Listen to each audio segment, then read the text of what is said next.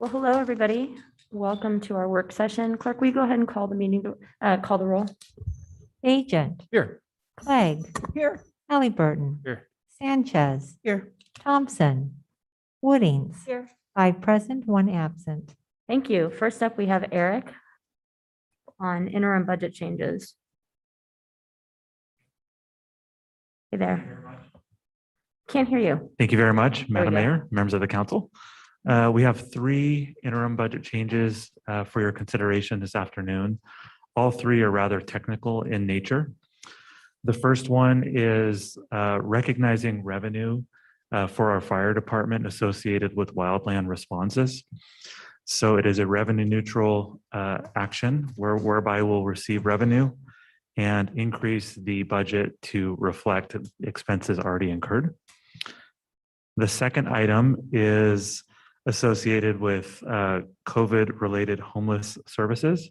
The city has provided sheltering costs to those experiencing homelessness throughout the COVID-19 ordeal.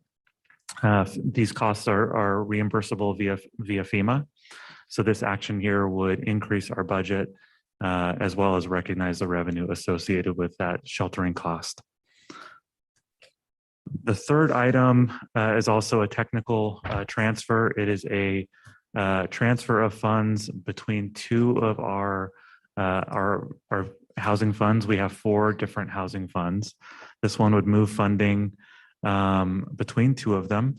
There has been a long-standing discrepancy dating back almost 2 decades between the amount of program income that the Department of Housing and Urban Development believes the city has received and how much the city has received in one of our particular funds. This action will shift unencumbered funds from one fund into the other to resolve that program discrepancy. And it is not anticipated to have any programmatic impacts. It would reduce the balances that we have within the special activity and programs fund, but should not impact the delivery of any services. With that, I'd be happy to stand for any questions. Madam Mayor, Uh-huh. I am happy to see this home fund finally resolved. So without any further comments, I would move that we approve the interim budget changes as presented. Second. We have a motion and a second discussion. Madam Mayor, I just note that one of the very first meetings I was in as a city council member was with the housing division and noting this discrepancy in the home funds and trying to figure out what to do with it. So thank you. Well, I shouldn't say that that's a long standing back and forth, but it really is. Yeah, Wow. yeah, it really is. That's why you're so glad it's finally resolved. That's great. Okay. Thank you. Clerk, will you call the roll? Clegg, Yes. Halliburton, Yes. Sanchez, Yes. Woodings. Yes. Agent, Yes. all in favor, motion carries. Thank you. Thanks, Eric. Have a great night. Next up, we have a special presentation at the beginning of Jessica's presentation. So I want to welcome both Jessica Dorr and Heidi Lewis from our library this evening.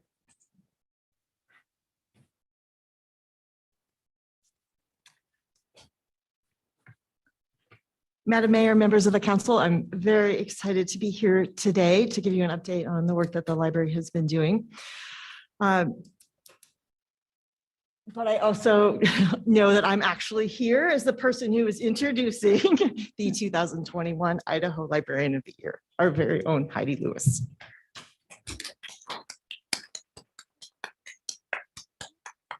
Thank you so much. Thank you for Mayor and council members for inviting me here today and for all your support for the library, its staff, and its mission. I am incredibly honored and humbled to receive this award, and it could not have happened without the amazing team at Boise Public Library. Library staff have reached new levels of being there for each other and the community. A huge thank you to Christine Miller, who was the interim library director during the beginning of the pandemic, and for several months afterward. We could not have been in better hands. Thank you to the mayor and the mayor's office for loaning us Christine, and for your support as we have refined our service levels and hours of safety in mind over the last year and a half. Thank you to the library board of trustees, who made it a priority to support staff in providing access to the public, and who brought us Jessica Dorr, who a leader whose approach is building on Christine's approach to listen, to ask questions, to dig deep, and to rise to the occasion. Thank you to the circulation services team members. I'm the manager at the main library, so I got to make sure I shout out to the people who mean everything to me at work. So thank you to the circulation services team members who are doing curbside years before it was something that everyone was doing. They do it so well, and they keep making it even better. Thank you to the youth services team members who created new ways to connect with families and children by creating brand new programs such as virtual story times and tiny telephone tales. Thank you to the information services team who created a computer lab in the Hayes Auditorium in response to people needing access to computers to look for jobs, to find places to live, to do their taxes, to make connections with family and friends. That was so vital. They also provided extensive support to community members for all of our digital materials and resources, which you can imagine have become in higher demand over the last year and a half.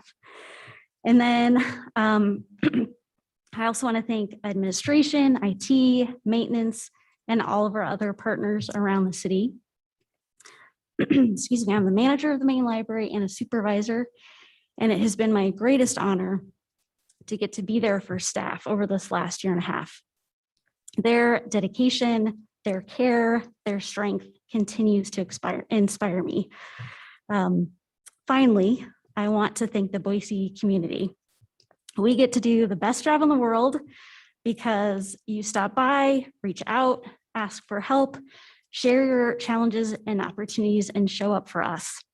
It is our joy and privilege to serve you. Thank you. Well, thank you, Heidi. This was so well deserved.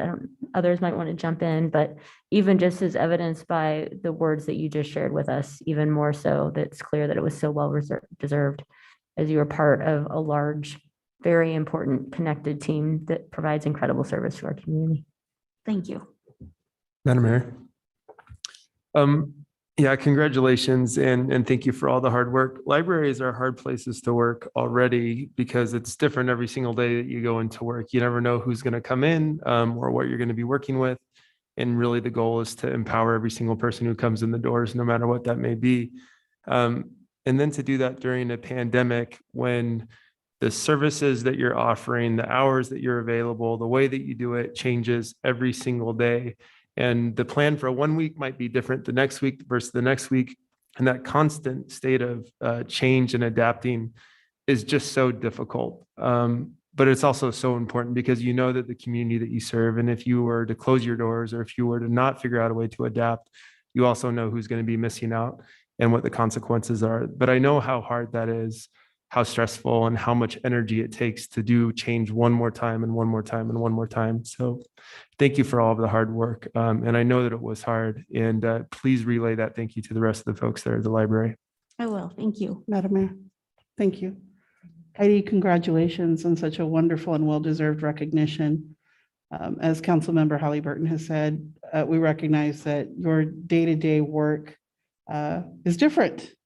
But one thing that is the same, and that is the way people are treated by our staff. And the library is a place where I think every member of our community feels welcome. And unfortunately, that's not the case. You and your staff, Jessica, everyone is setting the tone at our public library of how we want the rest of our community to be, to make space for everyone to feel comfortable, to feel welcome, to feel like they can come as they are and leave better than when they entered. So thank you so much for your efforts and congratulations again. Thank you. Madam Mayor, thank you so much, Heidi. I don't know if you know this, but my children are super fans of your library. And we make regular and very good use of curbside pickup. And we even got back in person for a little while, and now we're back to curbside pickup.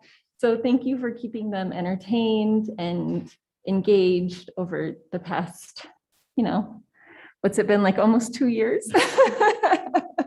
I know it's been a huge help to parents all over Boise. And this is just such a well-deserved honor. I know how hard you've worked. So thank you so much. Thank you. Madam Mayor, thank you. Well, thank you for being here, Heidi. For me, I'm so thankful that we have a library staff who has responded in this crisis in such an innovative and giving and caring way.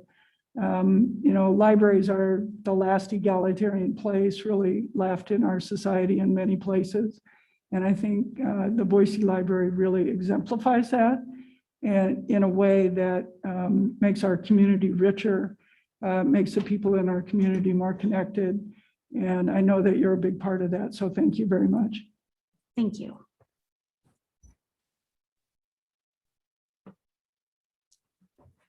Thanks for joining us today. Yeah, I'm so thrilled that you got to hear from Heidi, because I think she was the heart of the library during the pandemic, and that this recognition is really for her and for her whole team for all the work they did from the beginning. I get to talk about that impact with you.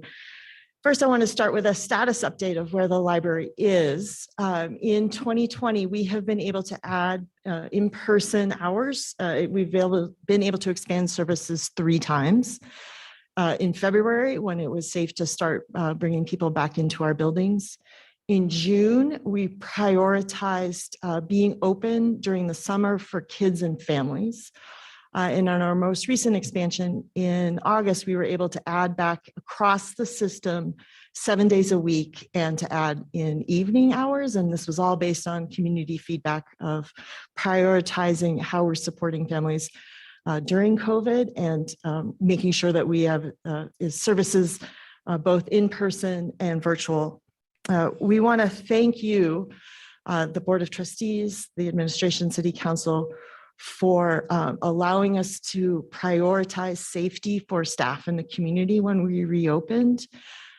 This has enabled us to expand hours and not have to, during the Delta wave, we've not had to cut back on hours.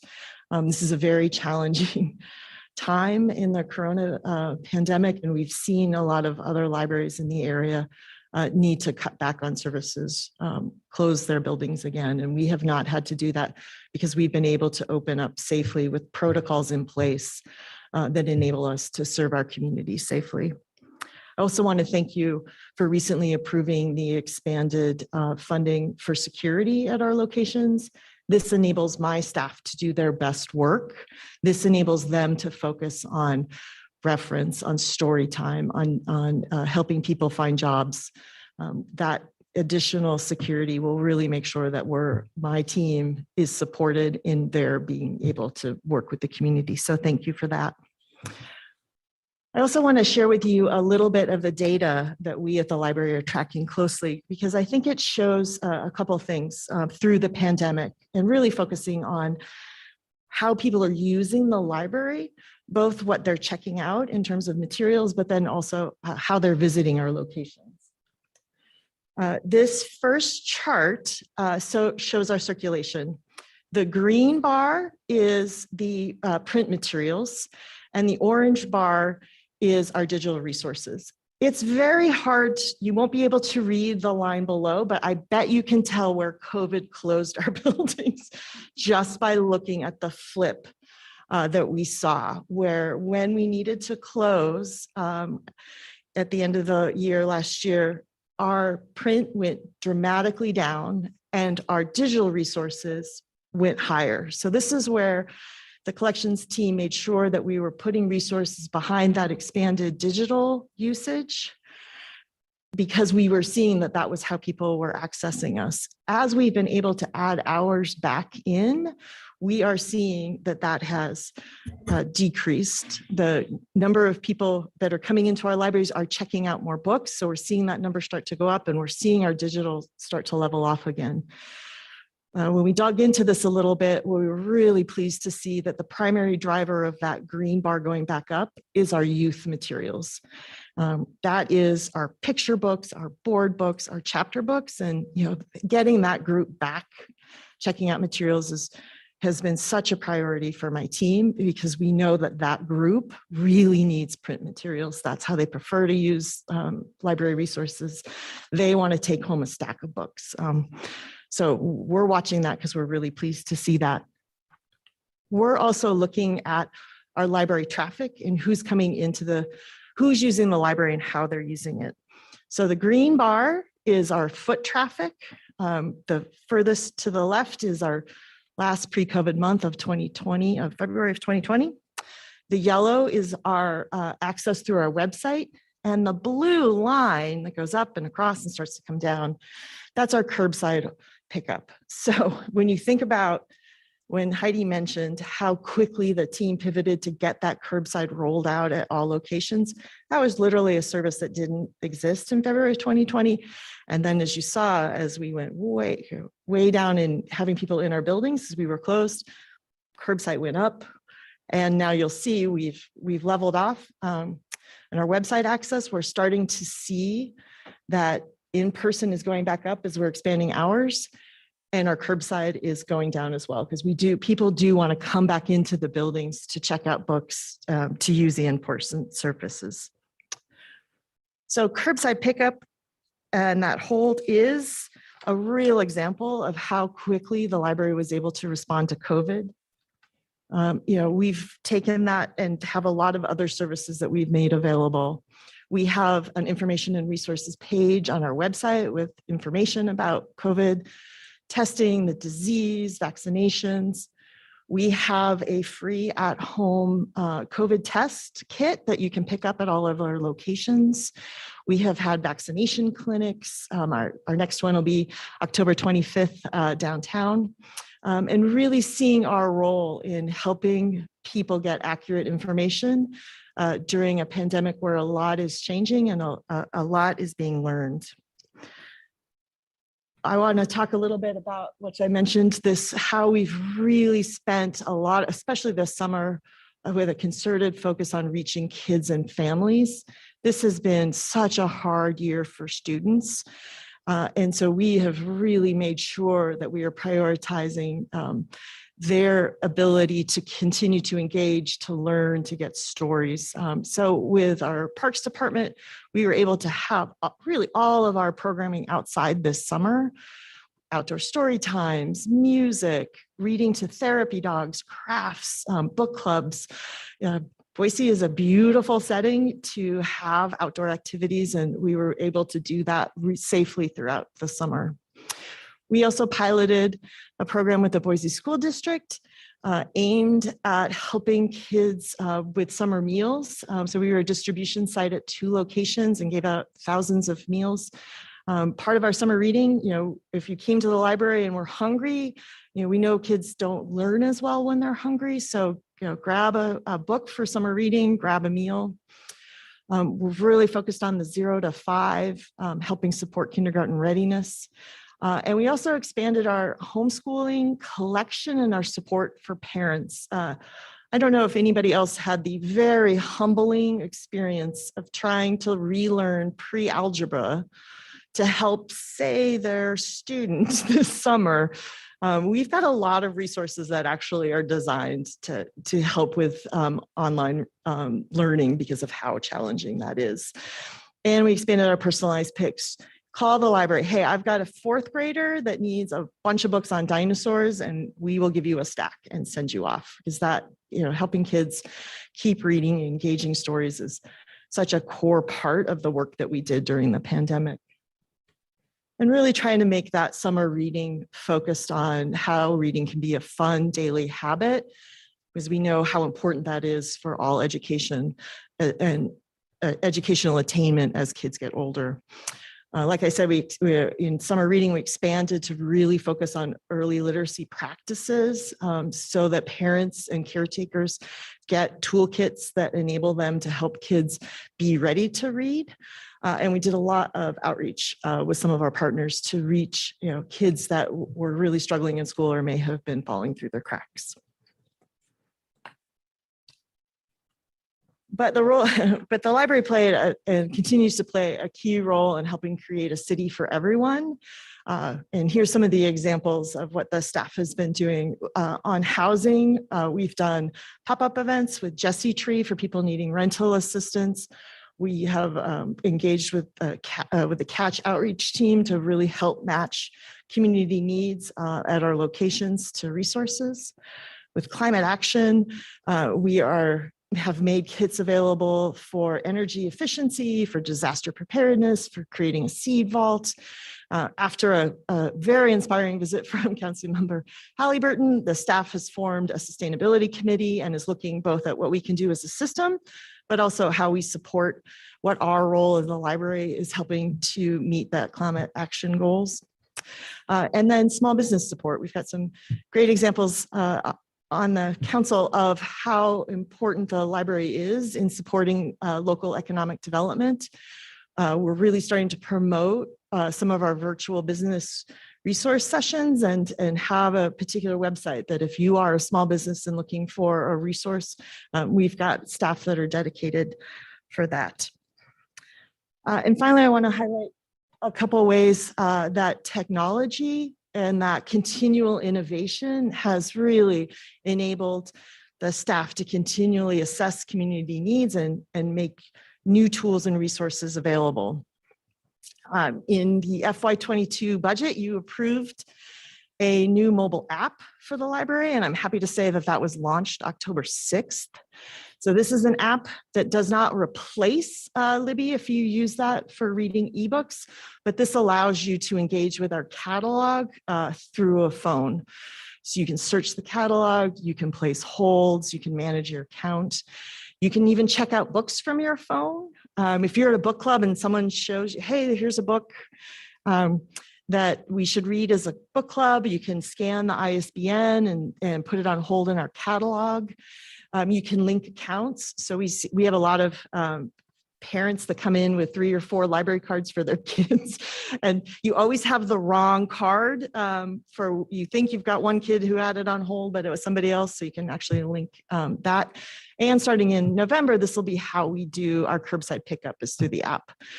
So it's available wherever you get your favorite apps. We're expanding our Wi-Fi access outside our locations, seeing how people in some of our locations where we already have that access, how heavily that's been used. So we're going to make sure that every location has that. And we've also added, by request, a new online program calendar and room reservation so that people can actually do that on their own. And I think that those are ways that we have really used technology to increase access for everyone. I will highlight a couple of things that are coming up on the near horizon. First off, we are starting the process to plan. Again, thank you for approving this in the FY22 budget. A upgrade to our library website. It is our busiest location. I don't know if you noticed that from where people are using it. It's our front door.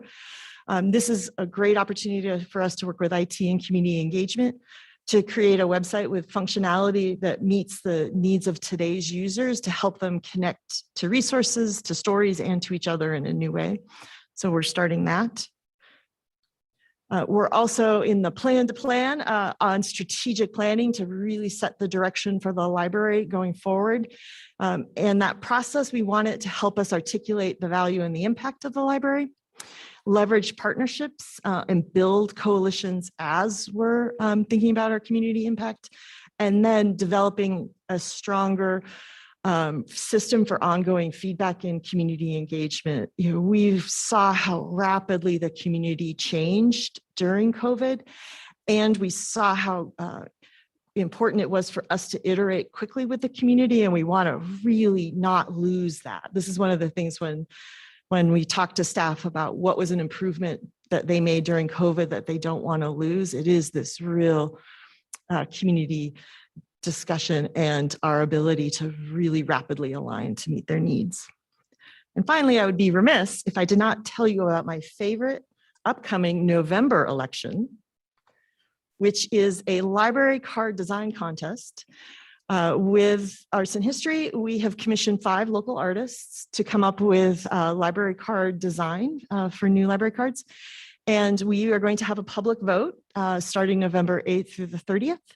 You can vote in line or in person, and we'll select 3 of these cards and we'll have them printed and made available. New year, new library card. It's going to be really fun. And we've seen sketches of all 5 and they're fabulous. I have no idea how anyone would choose which 3 to vote. I'm very glad it will be a community decision and not mine, because I would not be able to do that. So with that, I'm really happy to talk about the library, the wonderful staff, or stand for any questions. Madam Mayor, thank you so very much for that. Jessica, it's been really great to see how the libraries have pivoted throughout the pandemic and continued offering such great service. My first question is, you mentioned homeschooling resources. Do you have one of those for long division by chance? I hope so. I can get back to you on that. I'm just kidding. But I did want to ask, because we had talked, I don't know how long ago it was, like time has no meaning anymore. But we had talked a while back about launching a new planning process for a 20-year plan. Can you tell us where that is, if it got on hold because of COVID, or if it's going to start back up? Yeah, Councilmember Woodings, that's such a great question. And I'm very cognizant. I've been here almost a year. And one of the reasons that the board hired me is because of my background in strategic planning. And I was so excited about that.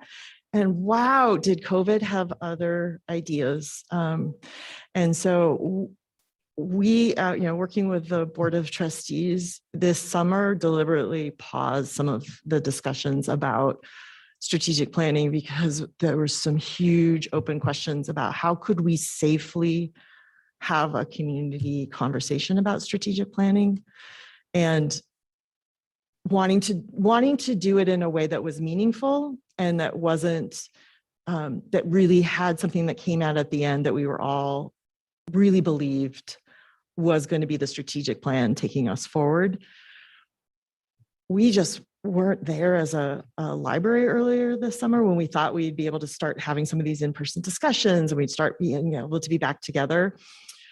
When it became clear that we were going to have a really hard time with the Delta variant, we slowed that down. So that was a strategic choice to be thoughtful about when to do strategic planning. And I think it was the right decision to really hold that back, but then to go in and to truly have that community conversation about what do we want, how do we want the library to lead following and out of the pandemic. We've now picked some of that planning back up, working with community engagement and with Public Works. We have 2 finalists for consultant to help us with that process, to bring in somebody who can help facilitate that, and quite frankly, help us understand how are libraries across the country responding to COVID. It's been such a challenge for all public institutions, but libraries in particular have had, an opportunity to learn, but also have really had some constraints and some struggles. And so the idea, going back, is to really focus on this immediate short-term 2 to 3 years. But I recognize, we also have some challenges on infrastructure as well with some of our locations. So want to pick that up, but really need to understand the community, do that short-term strategic, what are programs and services, and then pick up some of that discussion about, okay, how do we make sure our facilities also provide the programs and services that we need going forward? Great, thank you. I really appreciate that update. Madam Mayor. Well, one quick question right off the bat was, what was the name of the app? Because I tried to look it up and I didn't do it quite in time. It is an Idaho Library App. Okay. So if you want to search for it, search IDA and library or Idaho Library App and you'll get it. And I'm sorry, I have on my desk bookmarks with it, which I forgot, but I'll make sure that everybody has a bookmark that it has a QR code, so you could actually just scan it and go directly to Awesome. getting it downloaded. Thank you for the question. Yeah, absolutely. And second, I'm glad to see that my bicycle related visit took like a larger role in the sustainability committee because that's only one part of it, right? And so thank you for sharing that, and that's exciting to hear. But my final comment was, I think I've shared the story before with you that when I started the Boise Bicycle Project, we used the library as a resource, the nonprofit Thursdays, as a way to learn how to start a nonprofit. This was during the middle of the last recession. And I anticipate during this huge time of change and needs that have been identified, that the nonprofit sector has the ability to take on a lot of that role. And so I'm excited to see that you're already partnering with some of those nonprofits. And I know that many of us are excited to get back in there and figure out how we can start using those spaces again, because it is such a great resource to nonprofits. I think it's such a great role. Thank you, Councilmember Halliburton, for that. I think it's such a great role for the library in that having a space for convening and connecting, because that, you know, we know the questions that we're getting and we know the resources, and just having that conversation about how to bring those groups together really helps make everybody more effective in their work. Madam Mayor, thank you. Thank you, Jessica. I really appreciate the presentation today in describing what are the hands-on activities that our staff has done to meet the needs of the community. I think things like the COVID test, I don't think that's something that folks would have anticipated that they could access through the library. And just following up on Councilmember Halliburton's question about when folks will be able to use the space, I know there was one organization that consistently provided services through the library a couple of times a month, and that was the street law clinic. And I'm wondering if there's any idea if that's ever going to return. I know they ended up doing something a little different. They ended up, I think, going on using phones to do consultations, but I'm just wondering if there's plans for them to return to the space. Thank you, Council President Pro Tem Sanchez. I don't have an answer for that. I don't, as you said, that, you know, our nonprofits are also having a really hard time with their own constraints. And so we've been really thoughtful about how to support them.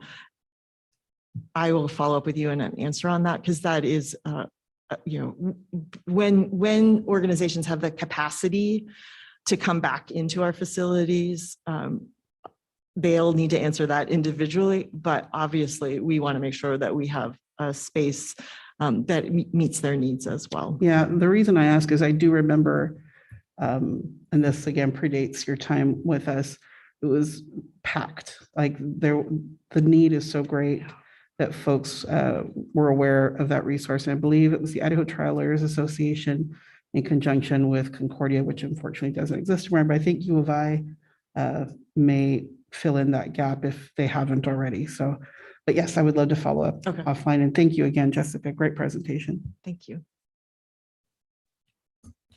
Thank you so much for joining us today. And Heidi, thanks for coming too, so we could all share with you the congratulations that we're so due. And congrats once more. All right, we have one final item on the agenda, and that is Heather's with us. Steve's in the audience too. Steve, are you here just to be here? Okay. And Heather's going to go through the Utility Affordability Program and give some updates. As you'll remember, the Public Works Department is looking at how we can best support our residents. And there have been existing affordability programs, but looking at some other options too. So Heather's here to share some of those with you and to get direction from council, because it's important to all of us that we invest where it's most appropriate to help most along as it relates to housing affordability.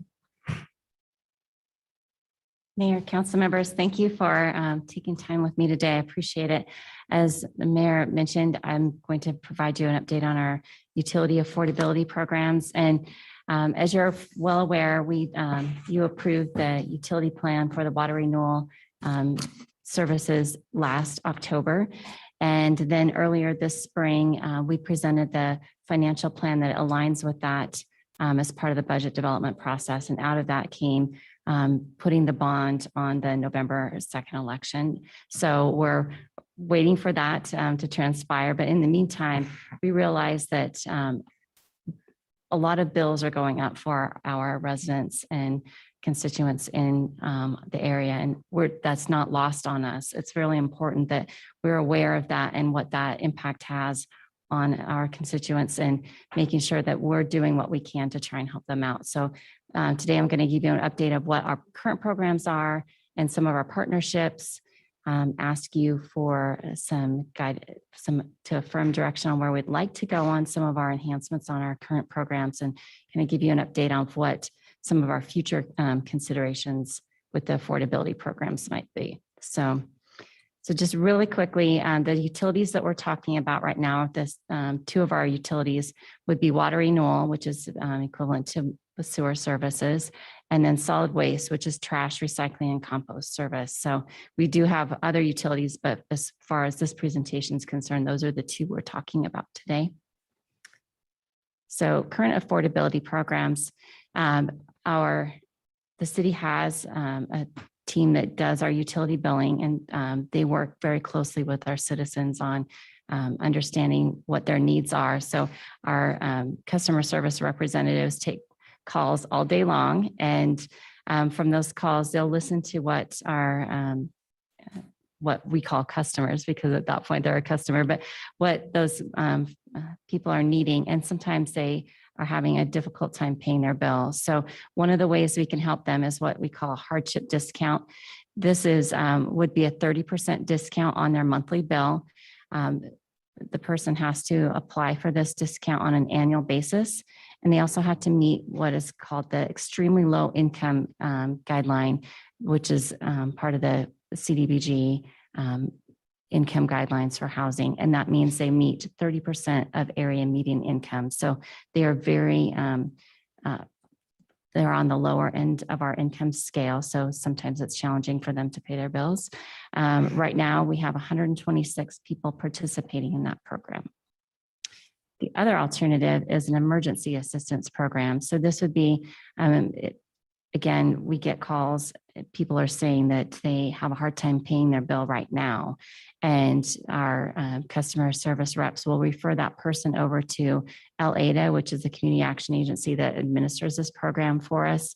And they are able, if the person meets the income guidelines and demonstrates that immediate need, they are eligible for a $100 bill credit. So, and that's eligible one time per year. So within it, each, it's kind of a running cycle. So if they apply now and receive it, then this time next October, they would be eligible again. And this program is funded by donations, which I'll explain how our donation program works in just a second. But right now we have 66 people or 66 households that have received this assistance over the last year.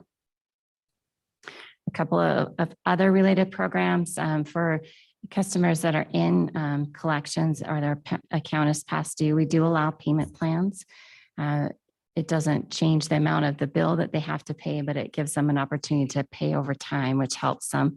So they would be requested to make a 1/3 down payment and then pay the remaining 2/3 as part of their monthly payments. We also do a water leak bill adjustment. So this is something that Suez probably also does. We get our water updates on an annual basis, usually in May and June, we do those updates. So when we do those updates, we can compare this year's usage to their last year's usage. And if we see a substantial difference, we send a letter out to them, letting them know that they may have a water leak. Often people don't realize that they have a water leak until they get that letter. So we do that. And then they likely are also receiving a similar letter from Suez, as I mentioned, because Suez just has a similar program. If they can show that they've repaired that leak in time to make that adjustment, then we will adjust that for the next water usage going forward. that will help reduce the cost of their bill. And then last but not least is our Roundup program for donations. So this is how we fund that emergency assistance program. So for the folks that can afford to make a contribution, they can round their bill up either to the next dollar, next $5, $10. They can round it up to whatever dollar amount they choose. And that additional portion that they pay on their bill goes into, is set aside into a fund that we can tap into to pay for some of these programs. Madam Mayor, Heather, I just have a quick question about that. So for customers who do auto pay, can they also sign up for the Roundup program as part of their auto pay? Mayor, Councilmember Woodings, that's, thank you for the question. We can get a customer signed up, so we need to have that customer call into our utility billing office, and we can get it set up so that it will be part of the bill that's billed, and we can make that happen. Great. So two other programs that are a bit of a partnership that we can rely on is I can't even say that word, sorry, Weatherization Assistance Program. And this is implemented by Idaho Department with Health and Welfare. And it provides weatherization within a person's home. So that helps to reduce their energy bills or utility bills. And the other one is the Housing and Community Development Home and Energy Water Audit. So again, they can do an audit of the person's home and determine if they need to do any improvements to weatherize their house or energy efficiency improvements, which in turn would help to reduce their utility bills. And right now we're partnering with Boise City Ada County Housing Authority on one of the COVID relief programs. This is what's fondly referred to as ERAP, which is Emergency Rental Assistance Program. And it provides assistance to renters for their rent and utilities. The renter has to meet income guidelines, which for this program is 80% of area median income, and it could provide up to 12 months of assistance. This program has been very effective. I think the program is one of the top ones in the country, which is pretty exciting. As of September 23rd, the program has assisted just over 2,100 households and provided almost $13.3 million of assistance. And the breakout of that between within Boise City and within Ada County, it's about 2/3, 1/3 in proportion. And so for our affordability programs, there's 3 areas that we'd like to ask for you to affirm direction, and I'll explain each of these in the next slide. So one would be publicizing more of our existing program. The next would be creating an additional tier of our emergency assistance program to address deposits. And then the last piece would be expanding the hardship eligibility. So first of all, publicizing our existing programs. So the 2 programs here that we would really want to highlight. The first one, as I mentioned, was the hardship program. It targets right now households that are in the extremely low income category, which, as I mentioned previously, is the 30% of area median income. We're estimating that would be roughly 4,200 households. And we would be assuming that our goal at least would be to get an additional 30% of participation from that group. So that would be roughly 1,270 participants in the program if we could do that. The other would be also publicizing the Roundup program so that we can get further donations to help fund these assistance programs. So we would be doing some of the outreach via social media, bill inserts, newsletters. And so that would be a bit of a starting point. And then we do have some other ideas of ways to focus in on specific areas where we know there might be a more significant need. So we'll be working on those programs as well. The next piece would be the deposit assistance. So this would be adding to that emergency assistance program. We hear often from our community assistance agencies similar to Janus that the deposits are often a hurdle for people getting into housing. So whether it's a utility deposit or a rental deposit, they are very challenging because it costs a lot to get into new housing. So this program, we would suggest covering all or a portion of the deposit. Currently, an average deposit for a household is about $235. So it is a pretty significant number for a household to cover. Our estimate is about 2,200 people could be, or households could be eligible. We would hope to target roughly 30% participation in that. So, and finally, the last piece would be expanding the hardship eligibility. I mentioned previously that currently the guideline is for extremely low income. We would propose potentially increasing that up to very low income. So it'd be meeting with 60% of the area median income. We estimate that there are about 6,500 homes between 30 and 60%. So at 30% participation on that, make sure I get the right number. That would be adding about 1,900 additional people participating in the program. So this would be in addition to those that I already mentioned at the extremely low category. So part of what we're asking today is for council to affirm the direction that we're moving here. Two easy ones are the top. We want to publicize our existing programs, just putting out there more information for citizens and residents to understand about our programs, adding in that deposit assistance program to help those that are trying to transition into different housing. And then we'd like to further explore the expansion of the hardship eligibility. This one will require us a little bit more work and research on how to do that. So we just want to make sure that that's a direction that you would like us to take. So we would appreciate direction on that. Madam Mayor. I have some direction. Generally speaking, no concerns about any of the points. The two observations I would make first, we should be careful, I think, with the third point. It sounds like we could be doing better at capturing the people who are presently eligible for the programs. And so we wouldn't want to make the mistake of simply broadening eligibility, capturing more people and feeling good about what we've done when in fact, the people who need it most aren't being served presently. So that's just the first cautionary thing to watch for. And then the second is more of a question.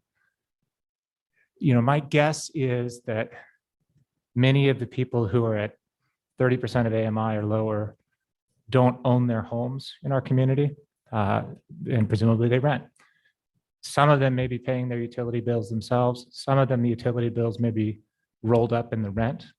And so in that case, we'd have some group of people who by the numbers are eligible for assistance, but by the nature of their relationship to a landlord and who's paying the bills, we can't catch very well. And I honestly don't know, and I don't know if we have a way to know how many people those are or where they are.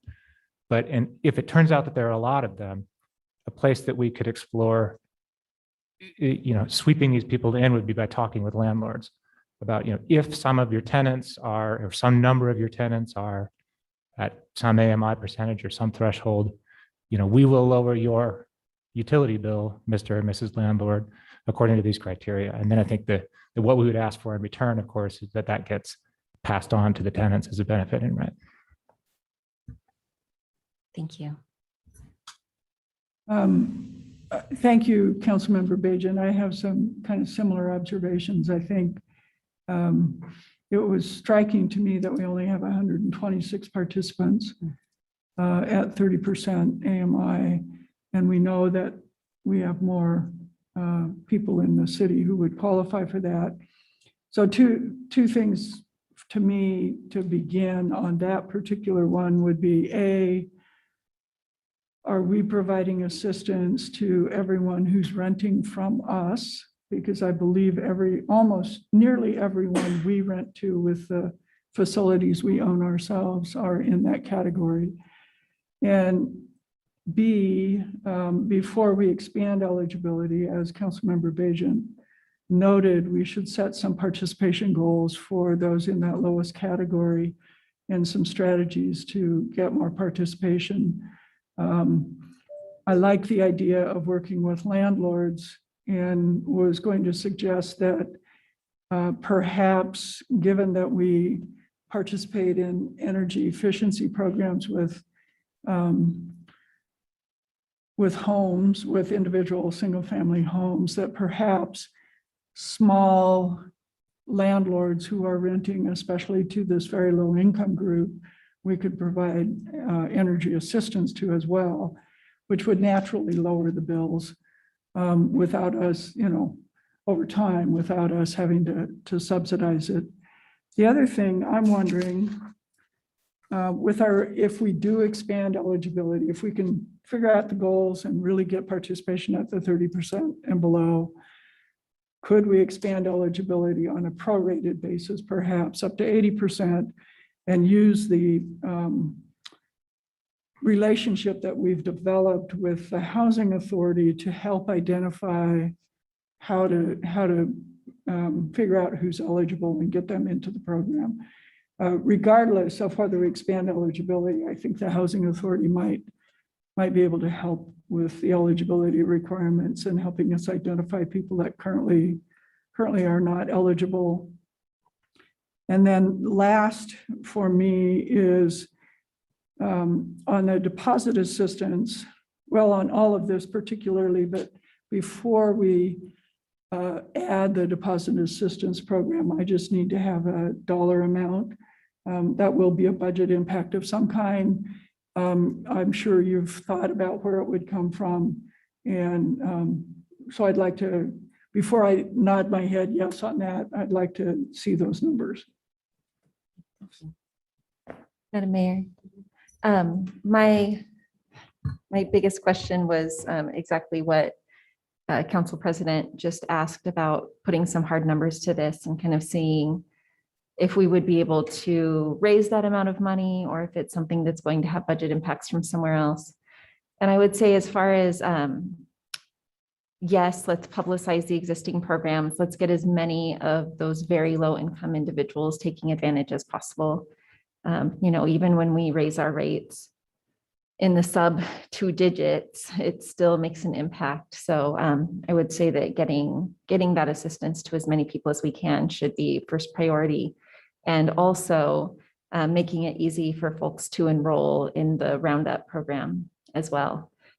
Because I think I don't like calling people on the phone, but if I can click a box somewhere, I will gladly do that. So I think that if there's a simple way that we can do an opt-in for that on automatic billing, it would probably see a lot of success. So thanks. Madam Mayor, I actually just have a question. When it comes to the publicizing the existing programs, do we know if they aren't being used because people don't know about them, period? Or do we know if there's other barriers as far as not knowing how to navigate the system, not having things available in somebody's first language, other barriers that might prevent somebody from engaging? And I don't know if we've had a chance to do any sort of research on why people aren't participating yet. Mayor, Councilmember Halliburton, thank you for that question. And I don't know that we really know. We haven't done a publicity of it. So, or, any outreach related to the program. The only way someone knows about it is either going to our website, and there's one tile on the website saying, hardship application, or by calling in and talking to one of our customer service representatives and just in our discussion with them, our representative finds out that they're having a difficult time paying their bill. So based on that, I think part of our assumption is that it's not well known. Other utilities do have similar programs that probably are more, that they put out there with a billing insert or something. So people may assume that we have a program, but we haven't provided the information very widely. So, Madam Mayor, just a quick follow-up there. I'm on board with all the things that are listed up there and investigating the funding mechanisms that make all those things possible. And it seems like has been outlined in the slides. And so seeing what we think that those could create that would allow us to expand those, I think are awesome. I guess with the publicizing existing programs, my only recommendation would be that we just work with our third-party organizations that are out there. I think specifically about like our refugee resettlement organizations. We're probably helping a lot of people navigate this, maybe their first year. But then when it comes time to renew and you get that piece of information in the mail, maybe you aren't renewing it the second year around. So just exploring the partners that we already have that are out there to help us publicize those programs. Thank you. Madam Mayor, thank you. Thank you so much for the presentation. I just want to say thank you for responding for several years, the requests that we take into consideration the folks in our community who experience these hardships. And it fills my heart to see this effort being made. I'm wondering if because of the low number of participants, is that what has brought us here about the publicizing the existing programs? Is that why we're doing this? Mayor, Councilmember Sanchez, yes, I think that's part of it. We know that we can better serve this part of our community, and knowing that our rates are going to go up, is a bit of the impetus as well, that we want to make sure that we're being proactive in that rather than trying to fill the need after the fact. So trying to do what we can to help out. Great. I know for one, I would be happy to help consult in any way about how we can be reaching folks. As Councilmember Halliburton mentioned, sometimes those language barriers can really be a big part of this. I also wonder, Councilmember Halliburton and Council President Clegg and I were just chatting earlier about the Navigator program through Department of Health and Welfare. And those folks are very intimately connected with resources, but also with the needs and the lives that folks in need lead and where those barriers can present themselves. So I'd strongly recommend reaching out to them to get a better idea of why that number is so low. And again, thank you for doing this work and making this a priority. Thank you. Great. Do you have Just one last slide, maybe Oh, to great. wrap up, if that's okay. Yeah. So just future considerations that we're working on, and some of them are things that you've mentioned, so I won't go into all of them. So one thing that I think we would like to work with our partners in the community is streamlining the application process. We hear often it's, the kind of tagline of it's hard to be poor. And so if we can streamline it so there's one agency or one way to get qualified for multiple programs, I think that would be really helpful. It has to be exhausting to go to multiple agencies trying to qualify for each of these programs. And we're also considering things like, is there a way to help homeowners or tenants repair leaks or other different ways to get into reducing utility bills that are often hard to overcome. So but as you noted, we have to also investigate the funding sources for those programs. So we'll be continuing to do that. Madam Mayor. Heather, I just wanted to apologize for kicking off that entire discussion. I didn't know you had another slide. I'm so sorry. Councilmember, that was just fine. Thank you. I appreciate all of your input, and it's exactly what we were looking for. So thank you so much. Great. Wonderful information. My sense is that what you heard was that, yes, it's important to expand the services, need more dollar information on the impact of the second one. And then while doing that, preparing the information for us to be able to consider the other is important. I do think the question, and you listed it in your slideshow of streamlining the application, like the question of why, like advertising is a good first step. And if we don't see that number tick up or at the same time start asking, what would make it work better for folks that we really want to be able to support.